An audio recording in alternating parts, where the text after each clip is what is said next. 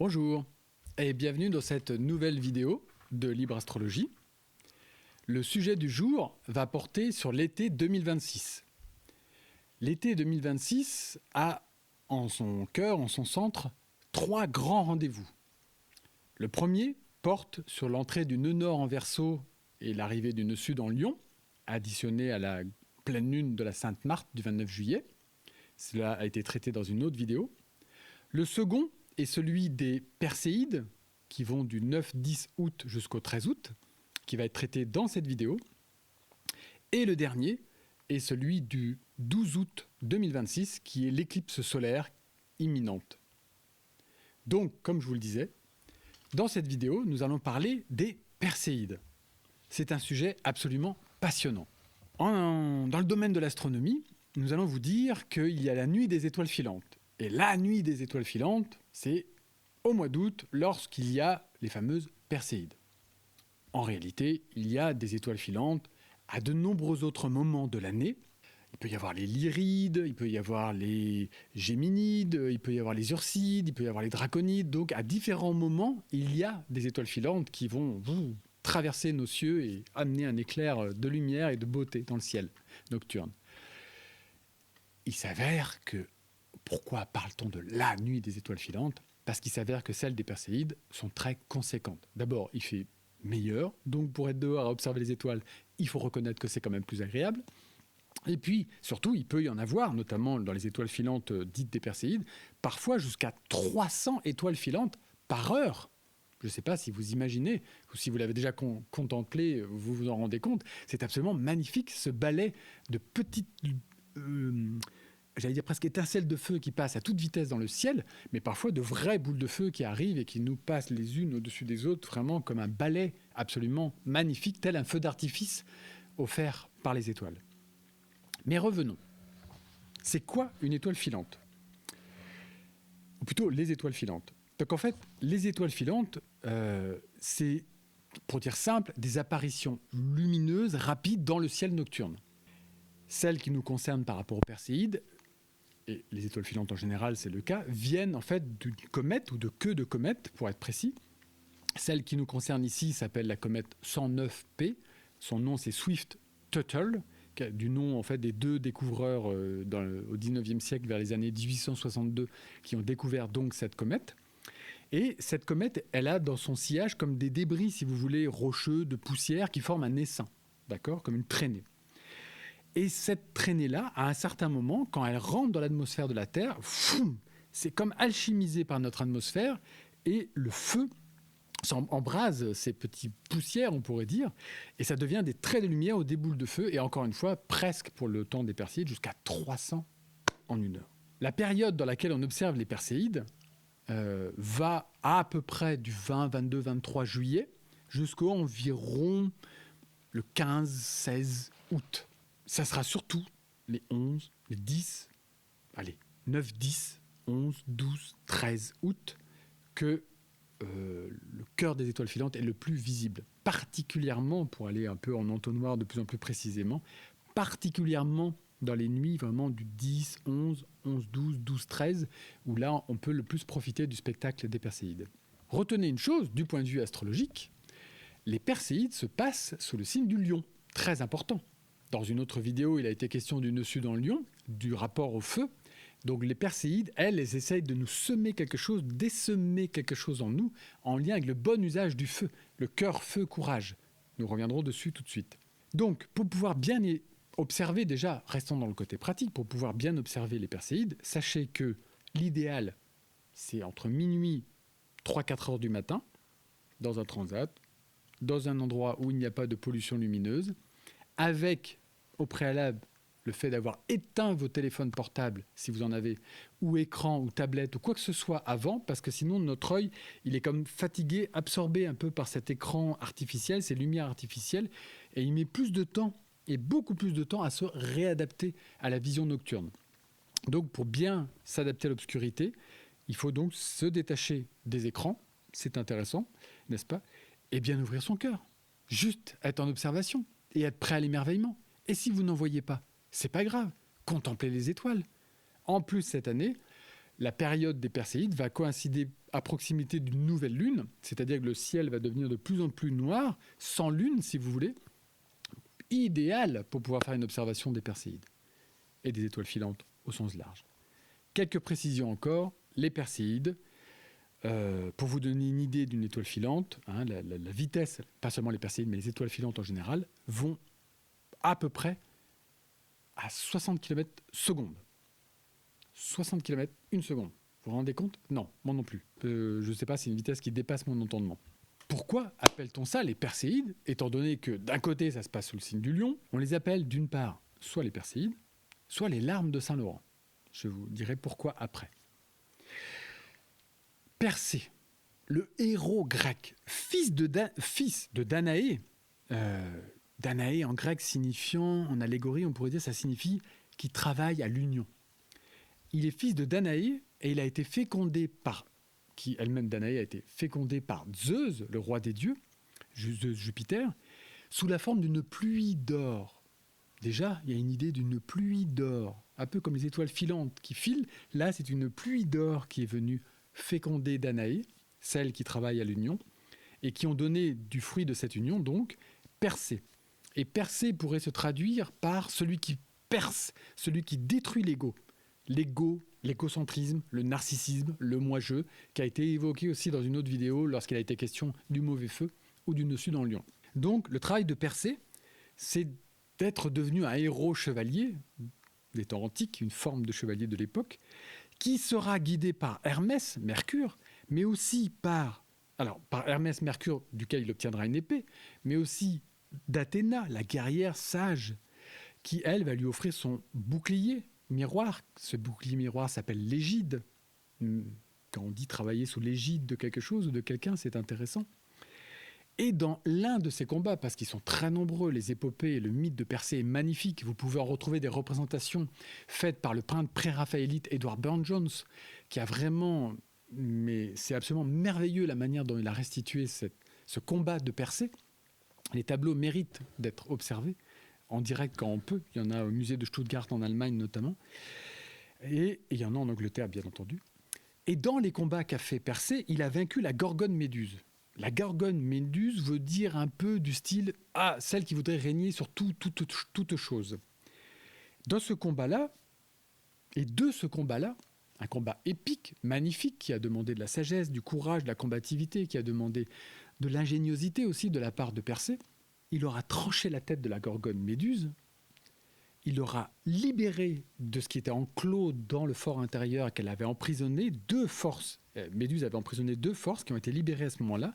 Pégase, le cheval ailé absolument merveilleux, un cheval blanc avec une paire d'ailes magnifique, qui peut signifier quelque chose comme une eau vive, une puissance, quelque chose de d'éthérique, de subtil, parce qu'il faut bien imaginer un cheval qui arrive à voler. C'est impressionnant, la légèreté qui rentre dans un animal aussi massif, qui symbolise donc une pensée libre et victorieuse, si vous voulez. Et un chevalier qui est sorti d'une armure d'or, qui était coincé à l'intérieur de Gorgone Méduse, qui s'appelle Chrysaor, qu'on peut appeler le chevalier au glaive d'or aussi, et qui symbolise une volonté inflexible. On a une pensée claire et subtile avec Pégase, le cheval ailé, et on a une volonté inflexible avec le symbole de ce Chrysaor. Qui est Gorgone ? Il y a toute une histoire. C'est une des trois gorgones, elle s'appelle Méduse, elle partage avec ses sœurs un œil. Enfin, il y a toute une histoire absolument fantastique à découvrir par rapport à ça. Mais plus précisément, elle est dans les bas-fonds, elle est dans les souterrains, elle est comme en arrière-plan du monde dans lequel nous vivons aujourd'hui, comme en arrière-plan du monde matriciel dans lequel nous vivons aujourd'hui. Elle est cette femme qui est représentée, que ce soit un homme ou une femme n'a aucune importance, c'est ce personnage qui est représenté avec des cheveux qui sont en fait des serpents qui sifflent au-dessus de nos têtes, comme dit le poème. Et ces serpents qui sifflent au-dessus de nos têtes, lorsqu'ils croisent le regard de quelqu'un, le pétrifient, le bloquent, l'hypnotisent, le transforment en statue de pierre ou de sel, je ne sais. Donc c'est ça qu'elle fait. Et comment ça se passe dans notre société d'aujourd'hui ? Eh bien, ça existe. Nous avons pour ça, dans le monde moderne, des écrans, des téléphones portables, le web, la toile, le web, les ondes artificielles, bref, la matrice moderne qui fige. Il suffit de voir, quand vous voyez un enfant devant un écran, vous avez ça. Il a ce qu'on appelle le regard gelé. un regard hypnotisé. Il regarde, et nous-mêmes, quand on regarde un écran, la plupart du temps, on ne scie même plus des yeux. Alors que quand on est en train d'observer quelque chose de nature, quelqu'un d'autre avec qui on dialogue, un petit animal de compagnie, une œuvre d'art ou je ne sais, eh bien, naturellement, on a ce clignement des yeux. Quand c'est un écran, toc, il y a une phase d'hypnose, de pétrification qui se fait, et cela nous hypnotise, accapare notre temps, accapare notre énergie, phagocyte et voire vampirise tous ces éléments-là. C'est ça que Persée, avec son épée, son glaive, donc, et puis avec ce bouclier, et le courage, et vraiment un être, quand on rentre dans l'étude de ce personnage qui est absolument merveilleux, eh ben, il a réussi à libérer. Et si lui, il l'a fait dans le symbole, c'est pour nous inspirer à chacun de nous de se libérer de ces tentacules des ondes, de ces tentacules des emprises, qu'elles soient sous cette forme d'onde, qu'elles soient sous d'autres formes, en fait, de se libérer de ces emprises et de récupérer un courage vraiment inégalable et vraiment avancer selon notre propre autorité, selon notre propre nature, notre propre couleur de cœur et d'esprit. Donc, Persée, il a mené une quête de connaissance de soi, radicale, entière, et il est victorieux. Que se passe-t-il du coup au moment des Perséides?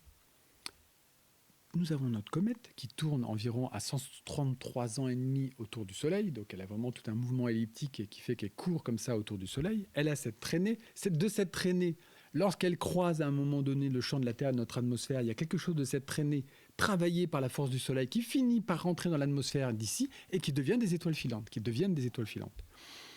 Précisément, on dit que ce sont des étoiles filantes ou des Perséides, parce que lorsque l'on regarde dans le ciel d'où viennent ces étoiles filantes ou Perséides au mois d'août, entre le 10 et le 13 août notamment, elles semblent venir en arrière-plan de la constellation de Persée. Et précisément, elles semblent arriver, où on voit Persée dans la constellation qui est son bras ici avec une épée au bout et un glaive puissant, et on a l'impression que les étoiles filantes arrivent depuis le bras et l'épée, ont comme traversé ou émanent du bras et de l'épée de Persée, afin de donner une sorte de force, de courage et de fer, F-E-R, F-A-I-R-E, de ferum sidereum, aussi en homéopathie, à l'être humain. Et ça correspond bien. C'est comme si Persée, ces étoiles filantes de la constellation de Persée, venaient jaillir dans le ciel du signe du lion, afin de nous apporter un surplus de courage et de force. Pourquoi? Elles nous donnent du courage et de la force, notamment pour préparer la saison de l'automne, dans laquelle il y aura moins de chaleur, moins de lumière. Peut-être moins de chaleur, ça fera du bien aussi, mais quand même, c'est normal qu'en fait, nourri à ce point-là d'extérieur, de lumière et de chaleur, la transition vers l'automne demande un effort et un courage. Mais aussi parce que la saison de l'automne, le sombre, du moins la nuit, va commencer à gagner sur le jour, et donc à ce moment-là, il va y avoir un test de traverser, de ne pas déprimer, de ne pas être attaché qu'à son corps physique ou déprimé en fonction de l'état de la nature, mais il va y avoir un regain d'énergie ou de force intérieure à faire pour qu'on puisse avancer avec courage dans la période de l'automne. Les Perséides se jouent sous le signe du lion vers le 10, 12, 13 août chaque année. Et en complément, en pendant, en complément, il y a donc les étoiles filantes qui se passent vers la mi-novembre, plus précisément vers les 16-17 novembre pour leur zénith ou leur pic, qui s'appellent les Léonides. C'est la même chose. Ce sont des étoiles filantes qui appartiennent à un autre cycle d'une autre comète qui s'appelle comète 55P ou Tuttle, c'est le même observateur pour Tuttle 2 fois, qui en fait elle a un cycle, cette comète, de 33 ans autour du Soleil, et en fait vers la mi-novembre à peu près, du 13 au 20 novembre, mais surtout du 16 et 17 novembre, et en fait on a l'impression, en regardant ces étoiles filantes qui ont été absolument fantastiques à Boston dans les années 1833, si ma mémoire est bonne, il y en a eu des milliers entières qui ont vraiment enflammer le ciel de la région de là-bas américaine, mais qui peuvent être visibles dans cette période-là vers la mi-novembre. Et ces étoiles filantes, elles semblent apparaître de la constellation du Lion. Elles semblent jaillir du cœur du Lion et arriver à notre rencontre. Donc on a Persée, le guerrier combattant, qui fait un peu penser à Saint-Michel ou à Michael pour l'automne, qui nous envoie vers le signe du Lion durant l'été de l'énergie, de la force, de la combativité. Et de l'autre côté, on a le signe du lion qui rend l'appareil lorsqu'on est sous le signe du scorpion vers la mi-novembre et qui nous envoie depuis le cœur de lion de l'énergie, de la puissance, une sorte de surplus de lumière pour qu'on puisse traverser les épreuves qu'on a à traverser dans sa vie. Et puis la saison de l'automne qui après nous fait rentrer dans l'hiver. C'est de la lumière, de la vie et de la chaleur qui nous sont rappelés par les Léonides. Les Perséides et les Léonides forment, je trouve, dans l'étude que j'ai faite, comme une sorte de duo, en fait, d'étoiles filantes. Et pour terminer, pourquoi appelle-t-on aussi les Perséides les larmes de Saint-Laurent ? Tout simplement parce qu'elles sont à proximité de la fête de Saint-Laurent, qui était le 10 août. Le martyre de Saint-Laurent s'est passé un 10 août de l'an 258, au IIIe siècle. Saint-Laurent était le gardien du trésor de l'Église, et lui, il était chargé de distribuer aux pauvres les richesses de l'Église. Il a été même celui qui avait récupéré la coupe de la Seine et qui l'avait envoyée jusqu'en Espagne, afin qu'elle soit protégée en Espagne du côté de Valence, à l'époque, vers le IIIe siècle.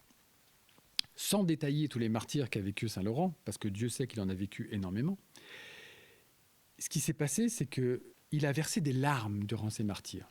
Non pas les larmes de souffrance, non pas les larmes de victimite, non pas ces larmes de cette catégorie, non pas celles qui sont liées à l'apitoiement sur soi ou à la supplique d'être aidé, ni non plus la tristesse ou l'injustice contre Dieu en disant « Oh, qu'est-ce qui m'est arrivé, pourquoi moi ?» etc. Non. Les larmes qu'il avait étaient des larmes d'or, quelque part, d'or, d'apostrophe OR, des larmes un peu de prière intense, vous savez, comme une sorte de supplique intense, comme une sorte de pacte entre le cœur d'un humain et le cœur du divin, le cœur de lion du soleil ou le cœur de lion du divin ou de Dieu. Et c'est comme si ces larmes-là parlaient d'une force intérieure qui aide à pleurer. Non pas s'apitoyer, encore une fois, mais pleurer pour se repentir, pour se libérer, pour alléger le cœur, comme si le cœur devait saigner très peu, mais suffisamment pour être allégé. Et que les soucis de l'ego, les limites et tout ce qui enclave le cœur soient comme déversés, libérés sous forme de larmes purificatrices, pour qu'en fait, nos aspirations de foi, nos aspirations à l'amour, nos aspirations au partage, nos aspirations à la créativité, nos aspirations à la joie, à la célébration, elles passent, elles s'expriment, elles se vivent, et que notre vie soit composée aussi de ça, de joie, de célébration, de vie, d'amour, de partage. Et c'est ça aussi l'enjeu de cet été, profondément de celui-ci, ne serait-ce qu'avec l'arrivée du Nœud dans Lyon qui a été cité dans une autre vidéo, mais aussi parce qu'il y a une intensité qui se joue et un combat par rapport à l'éclipse qui arrive, l'éclipse du 12 août. Donc vous voyez, tout ça coïncide au niveau des moments et ça nous raconte une grande trame. Nœud dans Lion, les Perséides durant la période du Lion et en plus l'éclipse solaire au niveau du Lion. Vous voyez, rendez-vous du Lion maxi, dans l'idée pour le nœud en verso de libérer, ça c'est exprimé dans l'autre vidéo, mais surtout qu'on partage ces richesses. Il n'est plus temps de se laisser avoir par les médias, il n'est plus temps de se laisser avoir par toutes sortes de catastrophismes. Il y a la force des Perséides qui se présente à nous dans la période du Lion. Il y aura même la force des Léonides durant la période de novembre en complément et qui nous dit « Croyez en votre bonne étoile, croyez en votre capacité à aimer. Et si elle est trop tarie, trop aride, trop sèche aujourd'hui, eh bien, travaillez, rouvrez-la, contemplez des œuvres d'art, écoutez de la musique inspirante, contemplez une feuille, contemplez une fleur, contemplez un animal, contemplez des choses qui sont vivantes. Éteignez les machines, laissez les machines de côté, laissez place au cœur. C'est ça, un peu l'idée aussi des Perséides ou des étoiles filantes. Redonnez un goût de fer, F-E-R, F-A-I-R-E, un fer avec le cœur. Voilà. Je vous remercie d'avoir écouté cette courte présentation, ou cette présentation en tous les cas, des Perséides, des larmes de Saint-Laurent, de l'idée qu'il y aura bientôt les Léonides aussi en complément, vers mi-novembre. Et je vous invite vraiment, si vous en avez les moyens, mais si vous en donnez aussi les moyens, d'aller contempler les étoiles. Et même si vous ne voyez rien, ne vous inquiétez pas. Elles sont là, les étoiles. Et les étoiles filantes sont là aussi. Contemplez avec les yeux du cœur. C'est tout ce que cette vidéo vous invite à faire. Je vous remercie vraiment d'avoir écouté mon propos et je vous invite aussi, si le cœur vous en dit, à se retrouver dans une autre vidéo, ou mieux encore, en présentiel un jour, dans les activités d'astrologie que je propose, simplement dans l'écolieu où je suis pour vous accueillir dans la chambre d'hôte que nous avons. Mais l'essentiel, c'est qu'on puisse aussi un jour ou l'autre traverser les écrans et se rencontrer en réel, en présentiel, présence du ciel. Merci de votre attention et à bientôt.